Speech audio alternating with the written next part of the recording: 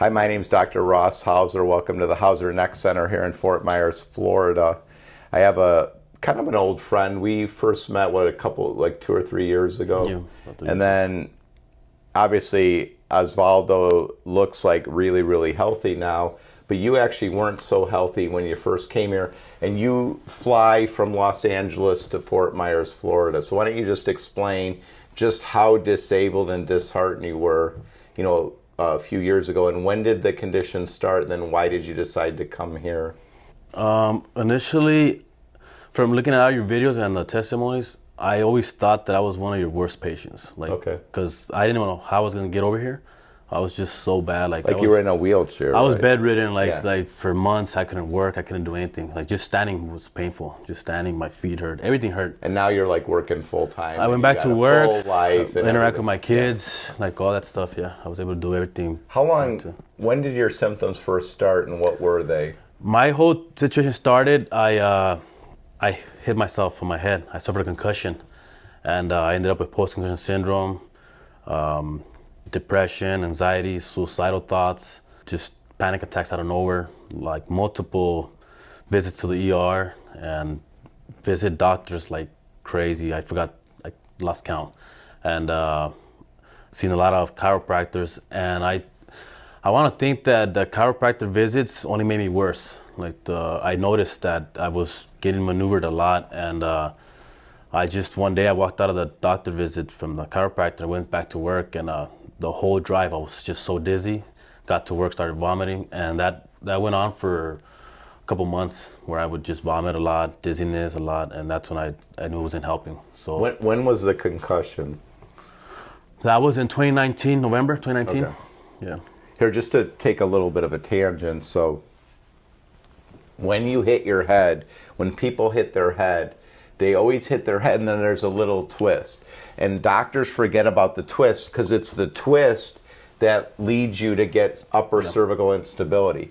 So anybody who's had chiropractic manipulation and made them worse, it's likely that either they had instability and then they manipulated it, which made it worse, or the high velocity manipulation actually caused the instability. Yeah. Having said that, I know chiropractors heal a lot, so I'm pro chiropractic. It's just that you got to be careful when you have rotatory whipping of the neck. You got to be really, really careful. I agree with that. Yeah. So you said it was 2019. So it literally took till over those 3 years you deteriorated. So the other sign is if you have ligamentous injury of your neck, from a trauma, like a concussion or something, a head trauma, and your symptoms, when symptoms get worse, ligament injuries get worse. Right.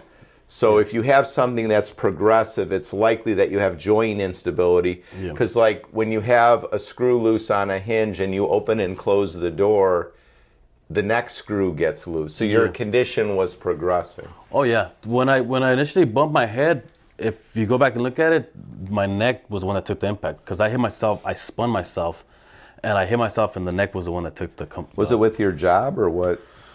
No, I was just spinning. I spun around super hard playing my kids, and I hit myself on the kitchen counter. So I came to a complete stop, and my neck was. So then, you had my the neck twist. took the impact. You yeah, my neck took the impact. So in hindsight, you wish you knew you had a ligament injury, and then you would have went toward the ligament. Well, that's what happened to me. I didn't know what was happening until I visited a holistic doctor. Okay. And he did all these tests on me, and he's the one that actually diagnosed me with cervical instability. But the thing is that he was only able to treat me from C3 then down. So that's when I started. Some of the prolotherapy doctors. The prolotherapy, yeah. The prolotherapy said from C3 down. They don't want to start sticking needles where the vertebral artery is. So he's the one that kind of pointed me in your direction because when. Oh, he was okay with you coming out here? Well, actually, I started researching. Okay. And I started doing my research, and one of your first videos I saw was from one of your patients that said that she had a deviated uvula. So I immediately looked at my uvula and it was deviated. Okay. So that's when I said, okay, he's on the right track. So I gotta see him. And that's when I started, research and started looking Like into you knew it. you had a vagus nerve issue. Yeah, yeah.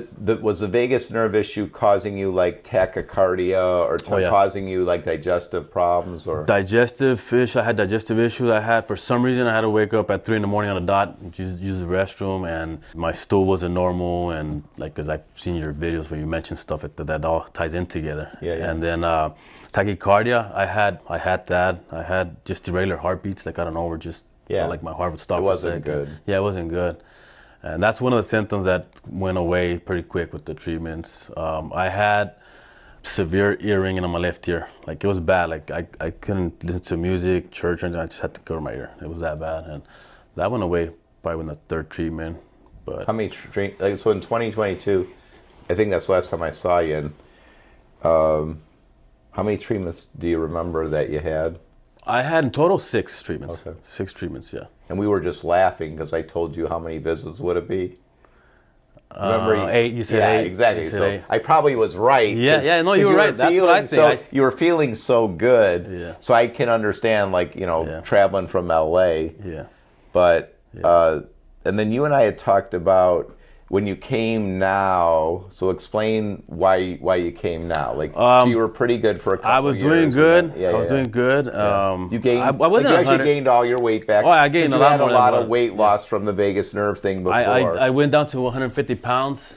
I got my appetite back. I was able to start going back to the gym every day, walking a lot and stuff like that. Because I couldn't even walk before. Like I would go for a walk and I'd just feel weird. Just lots of neurological symptoms that all that went away. Like your balance was horrible, and that would cause anxiety. As soon as I fell off balance, like my heart would just race and stuff like that. So, so I was doing great, and then up until like 3 months ago, I went for a long walk, and I was looking down for some reason the whole time, and I just looked up and got dizzy. Okay. And ever since that day, the imbalance is back and stuff like that, and I noticed like my neck pain came back and headaches, and that's when I just realized I got to get back there.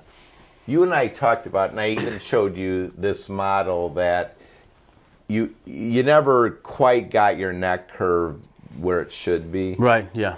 So you and your job now is what? I truck drive, so my hands are always out here. So we talked about my posture. My posture. You have to use your neck muscles. So the problem is, when we all sit like this, like or whatever, because you could be driving and never use your neck muscles. Right. Right. So prolotherapy can strengthen and tighten the ligaments, but you have to strengthen the neck muscles, because once you get a good neck curve, it takes the pressure off of the ligaments in the upper part. Right. So part of staying cured is you have to make sure you maintain your neck curve. So we talked about that this visit. Yes.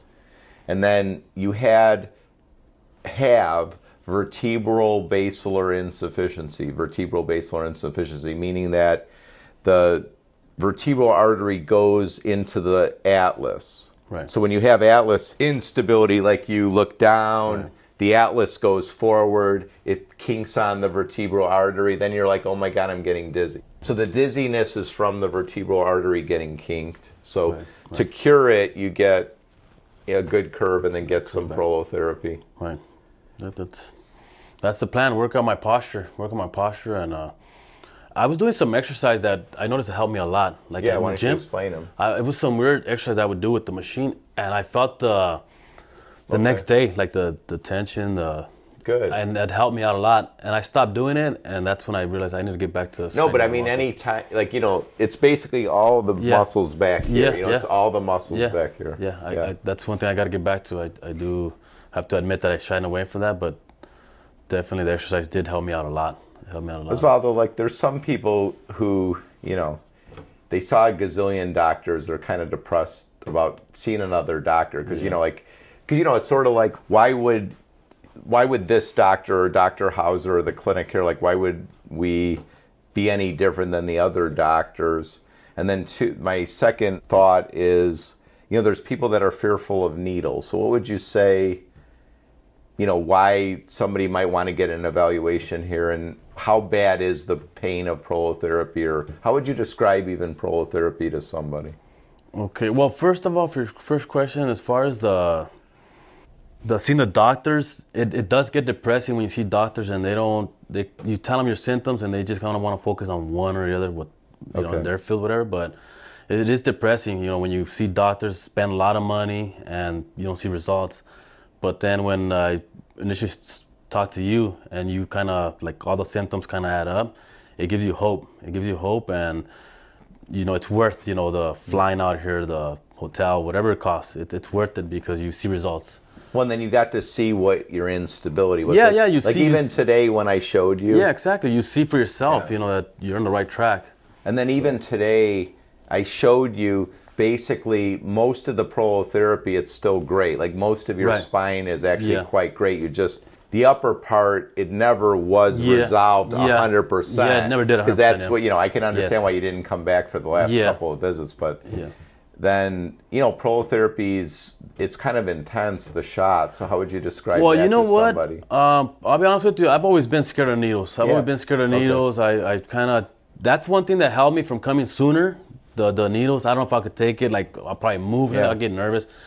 But when I first experienced, I had no choice. I had to come. And when I experienced it, I'll be honest with you, it wasn't as bad. I mean, I've got tattoos, and you know what? The tiniest tattoo hurts a lot more than what the actual treatment hurts. Okay. I never had a tattoo, so I don't know. No, well, you know what? They're pretty painful. And as far as the treatment, it's not nowhere near a tattoo. So that's one thing I wanted to encourage everybody, that if you have a tattoo, trust me, you can take the treatment. That's interesting. Yeah, you can, for sure. So, yeah. So hey, man, you're such a blessing. Such a sweet guy. And thank you. Appreciate it. Appreciate you, and just got to get you back feeling good again. Yeah, that's right. Yeah, got to get back to. Okay, you ready for your next visit? I'm ready. Yeah, ready. Okay. Ready to get going.